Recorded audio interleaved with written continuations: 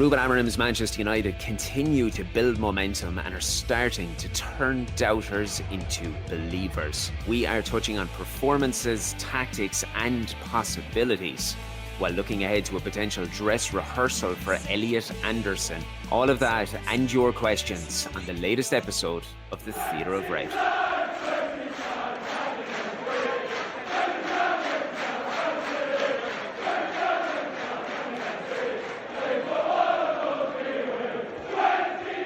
We could get used to this winning malarkey in what feels like the blink of an eye. We are back together, you and I, discussing Ruben Amorim's Manchester United. Another 3 points at Old Trafford and the undeniable benefits of the momentum generated following a winning run. It's just brilliant, isn't it? Do you know what I found myself doing over the weekend? Something I hadn't even thought about in a very long time. I was checking the scores from fixtures of teams in and around us in the league. And it wasn't just for the matter of staying informed, but because the outcomes were ultimately shaping United's fortunes. Now, I know it's not, and I'm not being dramatic, but it feels like an eternity since I was doing anything like this. And it feels good.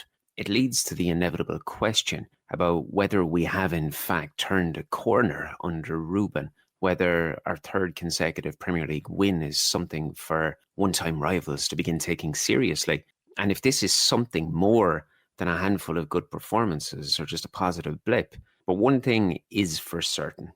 The present situation, no matter what way you look at it, looks a hell of a lot better than it did at the end of August after that hideous performance and result against the mighty Grimsby, or midway through September, even when the side shit, 6 goals from 2 trips to City and Brentford. That was 6 weeks ago? 5-6 weeks ago? And all of that said, I don't care how removed you are from reality or where you stand in the conversation about the man's suitability for the role, but there is something different happening at the moment. And this is inspiring a very welcome feel-good factor in the dressing room, in performances, and most importantly, throughout the fan base. You know what? I think I find the lack of noise across socials and through the media to be the beautiful byproduct of all of this.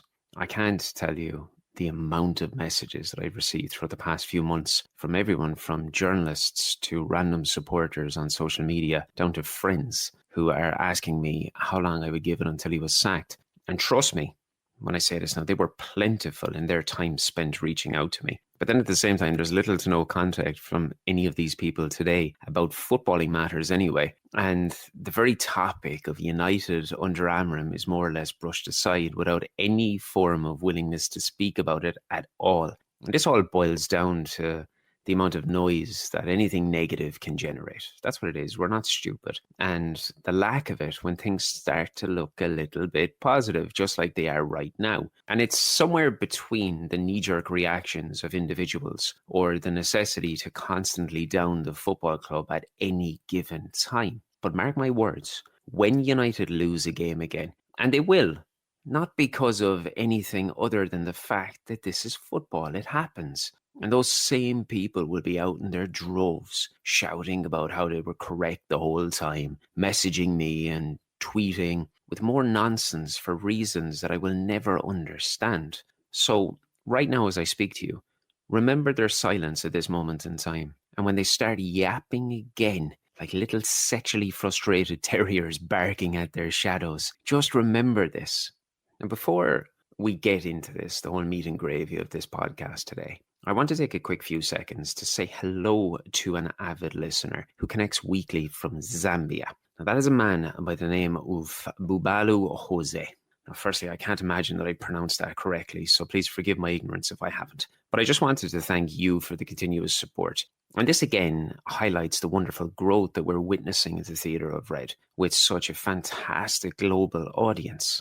This is an Irishman speaking and connecting with an individual in Zambia. It's just absolutely heartwarming. And I can see that more and more people are now listening via YouTube as well. Now, admittedly, that was something that I ignored for a very long time for no reason other than my own stupidity by all accounts. But to the growing audience that listen over on YouTube, thank you all for the new subscriptions and the time spent listening so far. You are, of course, all very welcome to the Theatre of Red family.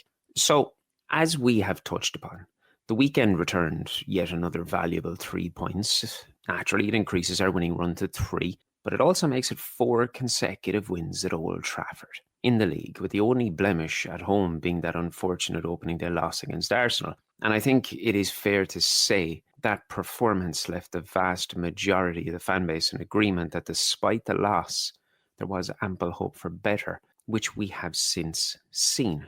The fallout of the weekend sees United in 6th place, level with City, 2 points behind second place Bournemouth, and remaining 6 off Arsenal at the top.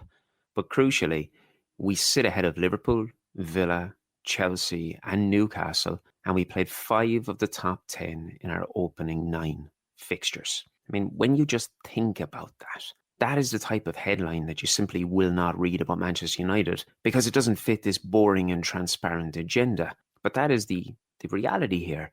These haven't been results against teams scraping for Premier League survival. We're playing the teams that are sitting amongst the top of the Premier League. Now, as you'd expect, many people got in touch following the weekend. Again, screaming positivity, which is brilliant, and general happiness with the direction that we are seeing. And Rachel Hartigan emailed through at editor@theatre-of-red.com and asked, what do you believe has caused the recent upturn in form for this team? Do you think that Jim played a large part with his public backing of Amorim, or do you think the one game a week is beginning to play a crucial role? Love the show. Keep doing everything that you are doing. Well, you are too kind, Rachel, so thank you very much. In short, I think that both have played a significant role. And if I expand on it, I would think Ratcliffe's public comments not only affirmed his commitment to the manager, but they reminded the dressing room that he is not going to be held accountable for subpar individual performances. That's the biggest thing to take here, because if you have a shred of belief as a player that you might be able to get the man sacked and make your life a little bit easier, then it's always been an easy case of that age-old adage of firing a manager under the bus, hasn't it? Regarding the lack of competitive fixtures, I don't see how more time on the training field wouldn't benefit any group of professional footballers. And this was something that irked me quite a bit during the early stages of the season, when I would see people that I respect very much openly mocking the comments that he made about having more time at Carrington when performances or results weren't going to plan. The reason being, I've been pretty open. I've been an open book, we'll say, across the website, across socials and the podcast about my belief in the necessity to remove toxicity, to get rid of this toxic culture from the dressing room. Now, if you have a tactician who is demanding a set standard for his players and a specific requirement to adhere to, not only during training, but when you're in public, when you're at home or on the field, then there's going to be certain characters who can make life difficult for them.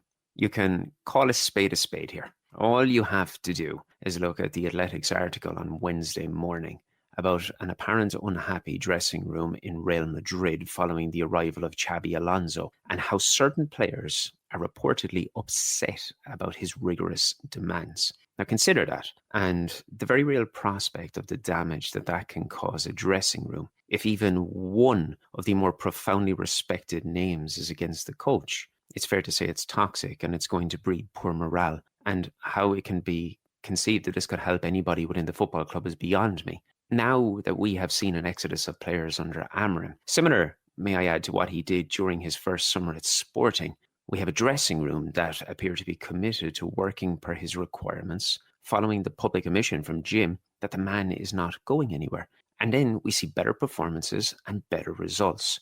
And obviously, it goes without saying that the summer arrivals are now beginning to gel, and their quality is shining through in a serious manner. And that can only further boost morale on the training field when you know you're not solely relying on the likes of Bruno Fernandes to pull all of the strings, because now you have names like Matheus Cunha, Brian Mbeumo demanding the football and orchestrating the attacking carnage that we're beginning to see. So when you put all of these topics together, you then see a visibly happier side, and that can only lead to what we're beginning to witness. That's how I would interpret things from the outside, but I can tell you that every bit of information I'm receiving from Carrington is more or less solidifying this. And just how beautiful is it to see all of this unfolding before our eyes, Rachel? I know I wanted to see a hell of a lot more of it anyway.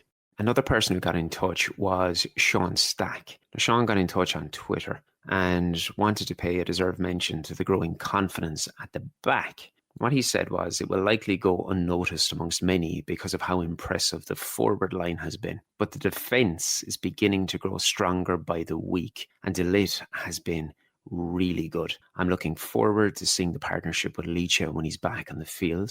Long may it continue. Now, hear me here, because even though there isn't a question in there, I felt it was important to mention this because it is something that I have been writing about, and I was most certainly going to speak about it today. First things first, Matthijs de Ligt has been superb this season. And before I even get into his output, can we just acknowledge the fact that he has played every minute of Premier League football? That's not bad for what was supposed to be an injury-prone write-off that we were getting because Bayern didn't want him, wouldn't you say? Now, I wrote about his performances at the start of the week and how frightfully assured he is looking at the heart of this defence. I do think that it is going under the radar amongst subsections of our own fan base, and I'm absolutely certain that it is going totally under the radar outside of the club. The man is averaging a little over 5 clearances, 3 ball recoveries, and close to 2 tackles per 90 minutes played in the Premier League. 5 clearances, 3 ball recoveries, and 2 tackles per 90 minutes. And he's also ranking amongst the best centre-backs in the league with his distribution figures in crosses and passes into the opposition penalty area. Now, as I'm here speaking to you, I cannot show you his season heat map over a podcast. You'll have to go to the website and look at the article that I published during the week to see that. But I can tell you that his largest positional range is sitting between the backline and the centre circle. So, in the absence of Lisandro Martinez, who I agree, Sean, will be huge on his return, De Ligt has taken the role of Amorim's advanced central defender, and he's injected previously unrecognised technical ability into the equation. But remember, the man is only 26, and so many expect him to be older given the career that he's had. But he hasn't even entered his prime, and with that experience and learned leadership that he has developed throughout the years, I firmly believe that he may be one of the most critical players in this team presently. That said, I do think it's hugely important to acknowledge the work of Lenny Yoro, Harry Maguire, and Luke Shaw here, particularly with the latter, who looks reborn in Amorim's system on the left side of the back three. His forward-thinking mindset has been superb when hassling the opposition in their own half, ultimately forcing turnovers, and we saw that at its best against Brighton. That's before his dribbling and the technical ability that we have seen flourish while fit on the left side of the defence, marauding up the touchline. Make no mistake, Shaw has been a massive asset to this team, particularly during our recent upsurge in form. And when you're looking towards a World Cup year, I'm not getting ahead of myself in saying that I would not be surprised if he was featuring in Thomas Tuchel's thought process right now. He has been nothing short of excellent during the opening stages of this season. Those days of skipping school and football in the park, lads chasing all the girls, then heading home for dark. Those days, my friend, If you are a regular listener here at the Theatre of Red, you've probably heard me discuss Red News and our goal to contribute to the ongoing production of this wonderful fan culture. And today, as a proud contributor to the mag, I am asking you to get involved. Reason being, we want you to get chatting, share your thoughts on what you're reading, and to let us know what you'd like to see in the future. Barney and the gang are crying out for those great United tales, those stories, the ones hidden away, the funny incidents, the cherished family memories. Red News wants to hear them. So if you have something that you feel Barney, me, any of the guys or the Manchester United fan base would like to read, then just get in touch and get writing. And also, don't be afraid to say hello at the games. I assure you none of the boys will bite, I promise. But remember, deep down this fanzine is made for supporters just like you, like me. It's a fanzine about us. So get involved and keep Red News exactly where it needs to be. Everything you need will be in the bio. And my friend, the rest is up to you. So, as we know, I will forever do my best to remain as even across the board as possible. I'm not blind, nor am I delusional when it comes to this football club. And we noticed an obvious lull in performance when Amorim introduced his substitutes against Brighton. Aidan Heaven, Patrick Dorgu, and Kobbie Mainoo replaced Shaw, Ahmad, and Casemiro within 5 minutes of each other, opening the door for what was a Brighton revival. And then we saw Manuel Ugarte and Joshua Zirkzee enter proceedings 10 minutes later, and the pair were also questionable. They took control of proceedings for some time in that game when we saw such a rotation of personnel on the field. And obviously they hit bank twice, and they turned what was a comfortable 3-0 scoreline into a very tense ending before Mbeumo made sure of the result in the dying minutes. Naturally, this is something that will need to be assessed, and it leads towards questions about the strength and depth that does exist at the football club, and the inevitable worry that this is going to generate in the face of the real possibility of everything from injuries, rotations, and tournaments that are going to be taking place after the Christmas. That's not to say that the names that I have just mentioned are incapable of fulfilling these roles, because I urge you to remember this. Do not look at one performance and think that those players are just not up to the grade, because the average age of the trio that came on first is only 20 years old, people. These are young guys. They're very talented guys, especially Kobbie Mainoo, but they're still learning their trade. This is so often forgotten as well, because this is a system that requires a certain level of commitment and dedication. And these guys are young. It's not that they're incapable of fulfilling the roles that are there. It's that they're still learning their trade. But from a wider perspective, what we have witnessed, I think, highlights the value of the tactical system that we are now seeing unfold under Amorim. As I've been saying since he came to Manchester, his 3-4-3 is only that on paper. The truth surrounding interchange and positional expectations is far, far greater. We've witnessed this with the team out of possession in recent weeks, particularly because you're seeing De Ligt moving further forward to accommodate the two central players, while both tens also drop deeper to flood that central spaces. And the main thing is to force turnovers and to reclaim possession when out of it.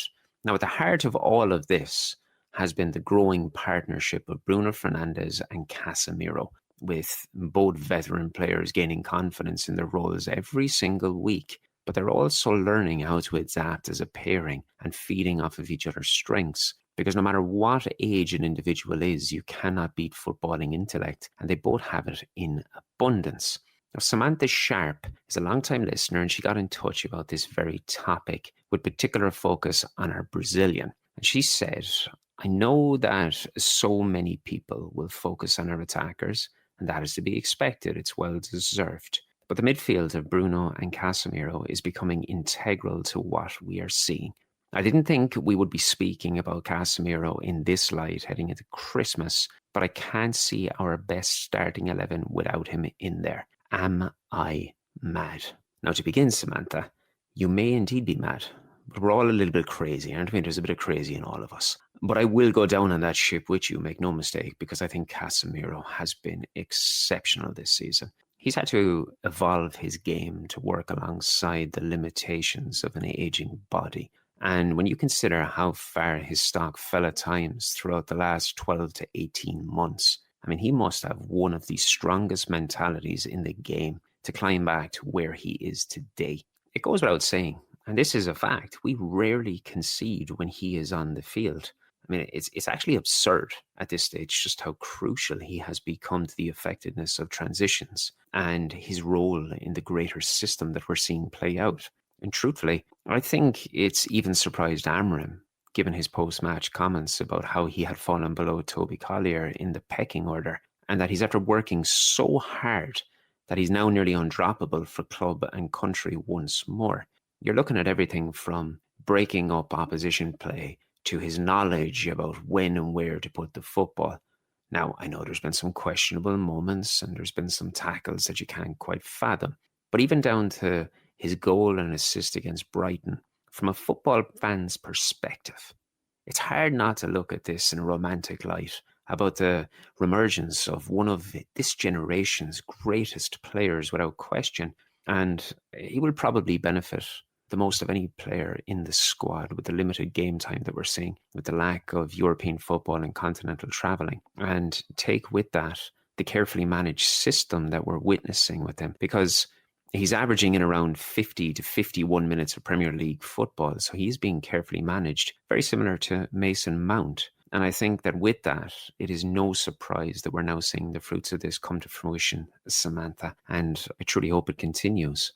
But all things considered, we've discussed form, we've discussed tactics, defence and midfield. So I think it would be pretty unfair not to mention the nature of attack and just how well everything is beginning to settle, wouldn't you? And Prisha Amrak, again, excuse my pronunciation if that's incorrect, but Prisha reached out regarding this very topic and asked, with what we have seen throughout the opening stages of the season from front to back, are we pretty much locked in with about 7 or 8 guaranteed names in a starting 11, including 2 in attack? Keep up the great work. Love the show. You know, Prisha, I reckon you're not a million miles away. When factoring the attacking selections first, it's integral to point out how valuable Mbeumo and Cunha are. Because not only does their presence benefit in goals and assists, but it also benefits in everything from ball carrying out of danger, constant pressure in the final third, their decoy runs, and deliberately unsettling the opposition's defence. I have to say that without getting ahead of myself, I don't think either of them would have any trouble whatsoever in getting into any Premier League side, because they are just that good. Fittingly, I'm extremely happy for Cunha after getting off the mark against Brighton, because realistically, from a measurable point of view, when people look at statistics and try to look at everything in a broader perspective, it was the only thing missing from his game. And I mean, the goals were always going to come because he's too dangerous a player for that not to happen. But thankfully, on the other side, Mbeumo has got 5 and 10, and he's really profited so much from the attacking relationship that he has fostered with Ahmad on the right wing. I think the interchange and the technical ability of both, I mean, that must be one of the most daunting things for any defence to look at and to deal with on a weekly basis. Elsewhere, as you'll know from last week's podcast, I think one of the most satisfying factors of the third attacker, whether that is Benjamin Sesko or Mount, is that our attacking impetus appears unfazed regardless of who makes up the trio. As we discussed last week, Sesko has settled so well, and he added to that against Brighton because he's already coming to terms with the physical nature of English football. Regardless of what some may say, his output has been great. Just look past the 2 goals and the assist at the weekend, because his aerial prowess, his hold-up play, his passing in short spaces as well, may I add, and his duels, they're making other summer arrivals elsewhere seem like they've all missed a very tidy trick here. Personally, I couldn't be happier with all 3. And also with the reemergence of a fit and a healthy Mount, who has already proven his worth in an attacking trio in this system. I think you can expand it to look at it and say that I don't think anybody would be crying if you saw any combination of those 4 utilised in any given outing, because you know then you have the other option to come off the bench if and when required. Furthermore, the fact that there is such control and talent in there, it's taking so much of the pressure off of Bruno in the middle. And you can already see the benefits of that in his performances. Because may I add, that was a real captain's performance against Brighton. And his part in the 4th goal, it deserves so much recognition without even touching the football. I don't care what anyone says, and I'll never understand why they down him, because Bruno is just simply class. It's the only way to describe him. So I would think from goals to attack, there's probably 8 places nearly nailed on to start if everybody is fit and firing, I would think. And there's no coincidence that we have seen such dramatic improvement in recent weeks as a result. Long may it continue, Prisha. And that'll bring us along nicely to the upcoming trip to Nottingham Forest in what will present the latest challenge for Amorim and the group. Despite Forest's downturn in form, I don't think anybody is going to be taking them for granted, especially at the City Ground. But one man that will be attracting ample attention on the day is Elliot Anderson, because as we know, as we've discussed many times, he's a player linked with a big money move to United, and he's one that many view as a potential replacement for somebody like Casemiro. Despite the lack of wins and the constant change in the managerial hot seat there. I mean, it has been madness really, hasn't it? Sean Dyche will be in control. And this is a guy who has obviously offered plenty of input of how he would remedy the issues in Manchester. And he's undoubtedly going to look to make a point against Ruben on the day. Ger Coyne got in touch on Twitter, and Ger is a long-time listener and has contributed several times to the podcast. He has agreed with my past assertion about Elliot's suitability for United. And he asks if I think that Carlos Baleba has played himself out of a move with his performances this season. I'll try and be as clear as I can, because from everything that I've been advised on the ground, Baleba is still a player of significant interest to Amorim and the Ineos backroom team, because naturally there was ample scouting dossiers completed here, and people forget that. His suitability for this system was previously agreed, and it's well noted. Now, he has been underwhelming, and while this would be taken into consideration, it's not going to make officials disregard months of work that quickly, because much has to be taken that the player wants to move to United, and he was frustrated that a deal couldn't be manufactured in the summer. But that said, Anderson is also held highly. It's very much so, in fact. As I stated last week, he's another name that is being considered between January and summer, albeit January would be unlikely, all things considered. I wish I could tell you who is leading the way right now, but I can't lie, and I won't lie. But I can tell you that alongside Adam Wharton, all things being considered, regardless of Baleba's form and multiple angles, are being drawn together with that trio in mind. And it does open an interesting dynamic about another dressed rehearsal when you consider Baleba's poor showing last weekend at Old Trafford and Anderson being immediately presented with the opportunity in his own backyard. Because make no mistake, that is something that will be a factor at the weekend, and we are advised that the player is well aware of United's interest. So I am very keen to see what sort of a midfield display we witness from the former Newcastle man, and I certainly wouldn't be ruling out Baleba just yet. As you will be aware, Ger, and everyone else listening, Jerry Kelleher put me to shame with his Anfield score prediction. And although my 3-1 scoreline looked good heading into injury time at the weekend, it was not meant to be. So we head to Forest at the weekend, having lost all 3 of our previous Premier League meetings, including the last 2 at the City Ground. That said, we did win 1-0 in the FA Cup there last year, if you remember, so there is every opportunity to replicate that. Let me bring you back here as well. On the 6th of February 1999, 4 goals from Ole Gunnar Solskjaer and a brace from both Andy Cole and Dwight York gave United an 8-1 win. Now, I don't think we're going to see anything like that, but given United's form, coupled with Forest losing their previous 4 in the league without registering a single goal, I am going to take a punt and say United will make it 4 wins from 4 with a 3-0 win on the day. I think confidence is about as high as it can be in Manchester at the moment, while Forest appear to be at a loss domestically. So, barring the most unwanted of slips, I am confident, reasonably, that this side can maintain their recent form. And on that, I shall say goodbye to you all. Thanks again for your time and wish you the very best for the remainder of your week. Kindly like and subscribe wherever you're listening today, and leave us a review if you'd be as kind. They all mean the world. You can get in touch on the website or across our socials. And please don't be afraid to keep reaching out via email at editor@theatre-of-red.com. I love reading the emails and getting back to you all. It truly is a high point of my week. So we will be back next week, and I will have a familiar face alongside me to chat about all things United.